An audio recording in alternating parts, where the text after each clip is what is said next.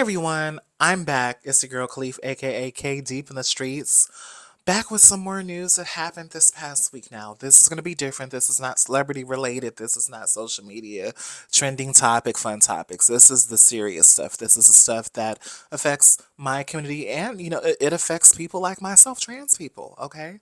So it affects, the community, my community, the community that I represent, and so many others. But the thing is that this is a specific targeting of trans people in Kansas, okay?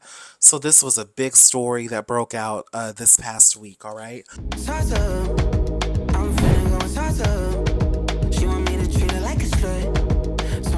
The article that I'm going to be using is from Reuters.com, okay? The article says Kansas invalidates driver's license birth certificates of over 1,000 transgender residents. This article was written by Helen Koster.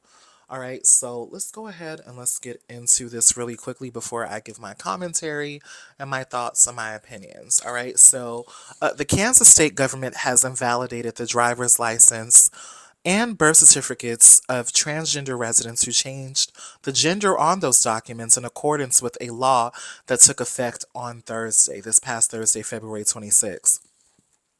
The move affects more than 1,000 people. The law requires residents to change their gender identification to the sex that they were assigned at birth, and also bans residents from changing their gender on those documents in the future. Wow.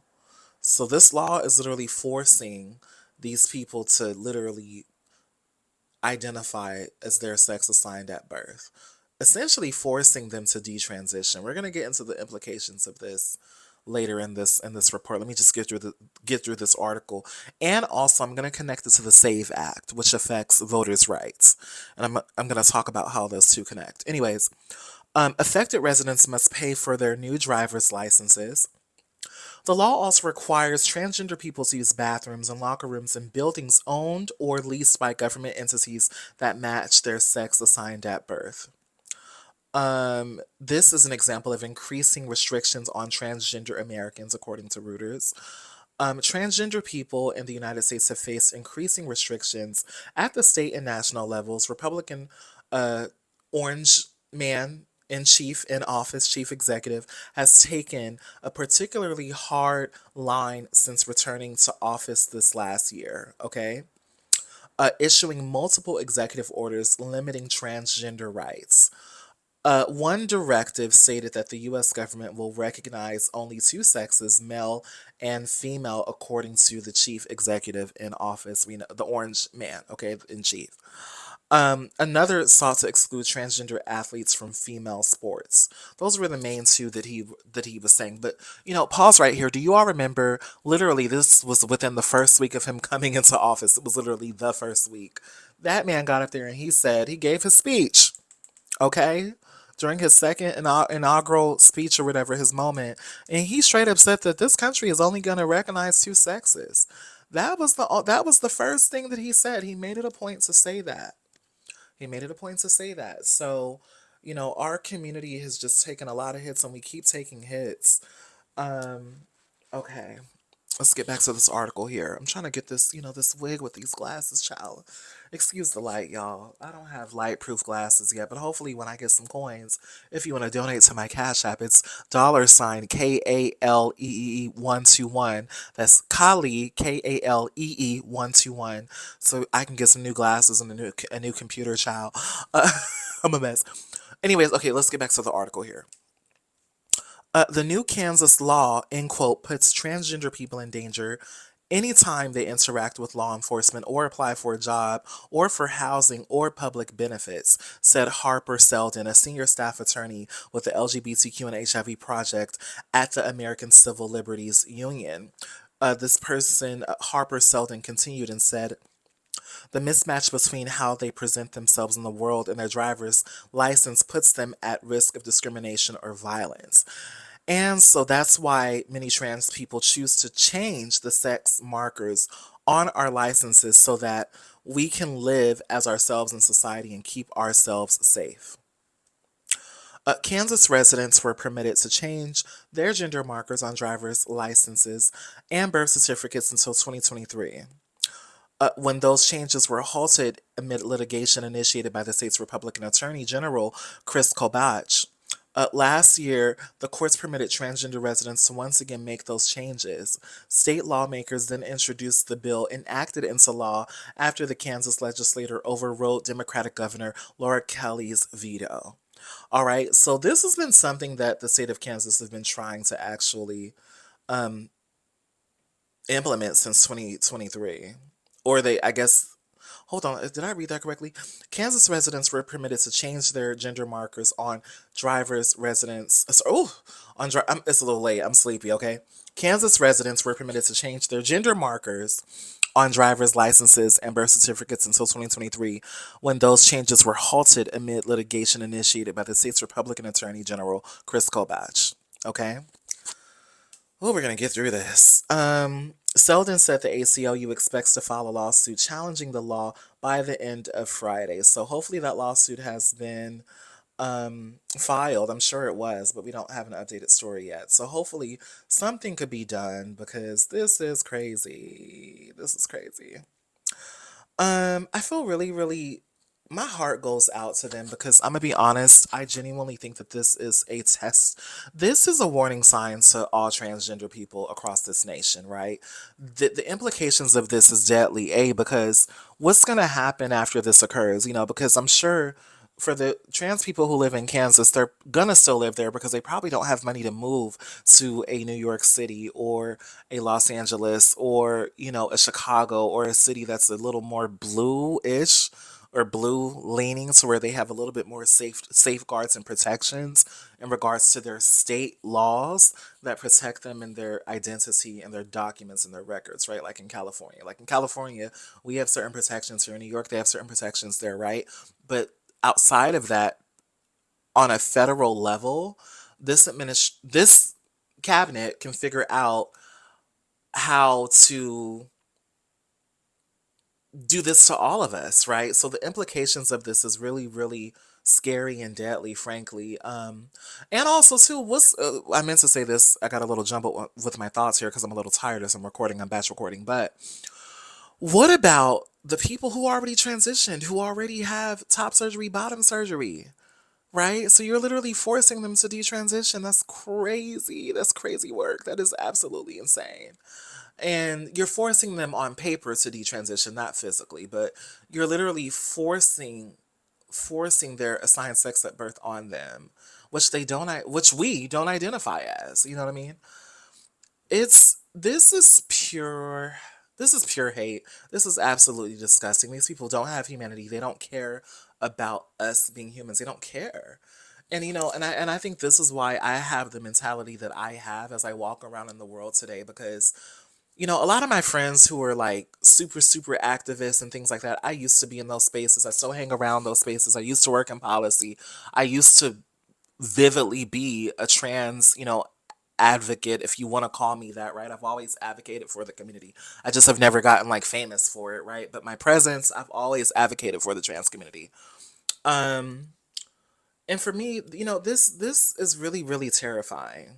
It's it's really, really terrifying because if this is happening in Kansas, imagine what can happen on a federal level, right? Imagine how many of them, they said it's up to 1,000 that are trans, apparently, that are like trans knowingly, where, I guess the Department of Social Services or DMV or whatever labeled them as trans or whatever. So there's 1,000 residents who are trans. Um, the ones who transition, this is crazy. It's going to put them at risk in every single way. And I just think that the powers that be, they just hate us so much and they just want to eradicate us and they want to take away our livelihood, literally. We need those documents to live life. Trans people are not trying to hurt nobody. Trans people piss, SHIT, and sleep and eat just like everybody else. We bleed just like everybody else. We are literally human. And, it puts me in a place where religion should not be in the government and politics, because it's affecting a certain demographic that's already a small population in this country as a whole. And it's just really, really terrifying. And my heart truly, truly goes out to all of them. I've been seeing some people been coming at the Kansas people on social media, the trans people who are living in Kansas, coming at them saying, oh, well, you need to move, you need to move. It's not that easy. Not everybody has literally, you need at least $5,000 to $10,000 to move comfortably, preferably $10,000 because you got to get a new apartment. You got to move all your stuff. You literally need about 10K to move comfortably, right? Um, in this economy, not everybody has that, let alone a trans person. Stats literally show that your average trans person literally is below the poverty line as far as the income that we all make. Literally. A lot of us in this country are not making money like that, and especially the girls who are trans and the boys, because we deal with so much discrimination. We deal with so much in the workplace. Our lives are fucking hard. They're already hard as it is, and excuse my language, I'm sorry for cussing, but it just seems like it never ever ever stops.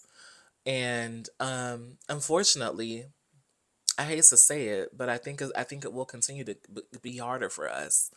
So I can't really give advice to a trans person in Kansas. I'm not gonna do that. I don't feel like that's my place. I will say do what you need to do to be safe. So if you can't move, I'm not trying to give advice here because this is a very sensitive topic, and I speak from a place of the limited privileges that I have.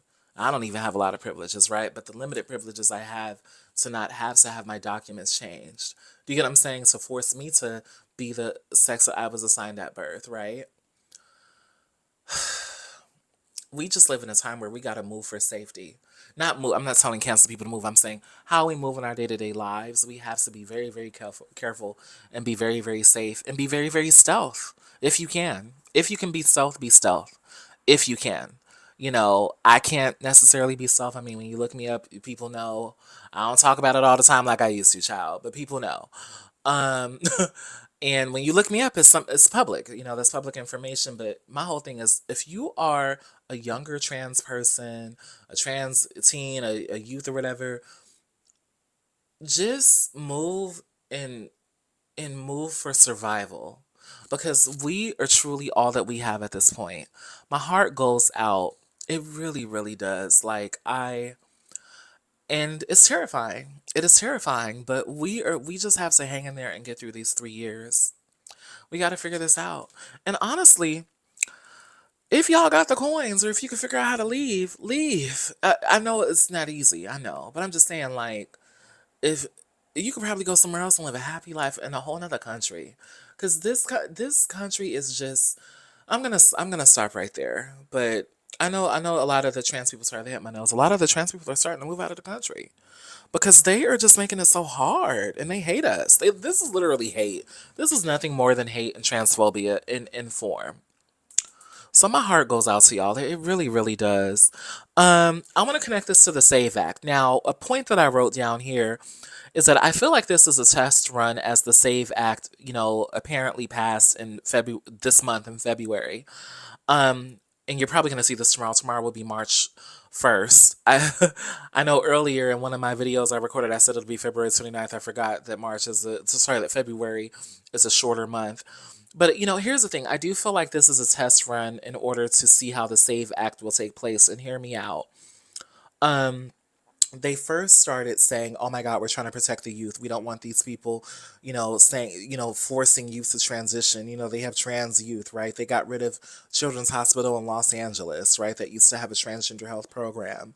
They basically used the trans youth thing to rile up the public and get the public really, really upset and afraid and hateful, at trans people, to really like change their minds, because before this current regime came through, people were softer and a lot more open, even if they didn't necessarily understand, transness or whatever. They were a bit more willing, or just more willing to have the conversation and be supportive of transgender people in general. Now, I know that some people get up in arms when they hear about a young person who's under the age of 18 who wants to transition. But we have to not believe that this myth of trans youth are over here undergoing surgeries. That's not true. trans youth, most of them are not undergoing surgery, literally. And if they do, or if they start hormone replacement therapy, that is at the discretion of their parents. That is their parents' business. That's not your business. We got to stop worrying about how people raise their kids. If the kid is saying that they feel that they were born in the wrong body, or they feel that their gender is not aligned, and if the parent supports them, that is the parent's business. That is the parent and the child's business. That is their business. We got to stay out of people's business. No, no, when we talk about living in this country as citizens, none of us are a monolith. Isn't this supposed to be the land of the free? It's not. It literally is not. So now, let me get back to the point about the SAVE Act. The SAVE Act, it requires people to have their correct ID in order to vote. And the reason why I wanted to connect this to the SAVE Act, which was passed by the U.S. House of Representatives as of February 2026. You're probably going to see this on March 1st. The SAVE Act stands for the Safeguard American Voter Eligibility Act. SAVE. So the Safeguard American Voter Eligibility Act. Now, the SAVE Act would require all Americans to provide documentary proof of U.S. citizenship, such as a passport or birth certificate, in person when registering to vote or updating their registration. While framed as an election integrity measure, critics argue this show your papers requirement creates significant disproportionate barriers for transgender people, women, and low income individuals. And that is according to multiple sources such as the National Women's Law Center, the Center for American Progress, and more. So here is how the SAVE Act impacts transgender people specifically, right? Now, I know this whole issue of Kansas forcing trans people to surrender their license and identify as their assigned uh, birth sex. I'm connecting it to the SAVE Act because essentially this is sort of like a pilot, like a tester. It's sort of a thing of like, let's test this out in this state and see how it works. You get me? This is how let's connect it back to the SAVE Act here. The SAVE Act could disenfranchise transgender Americans who often lack identification that matches their name or gender. So this is how transgender people are impacted. Only 11% of transgender respondents in a 2015 study reported having the name and gender marker they use on all identification documents. The act requires a birth certificate to match the name on a current photo ID, creating a roadblock for those who have changed their names but not updated their birth certificates.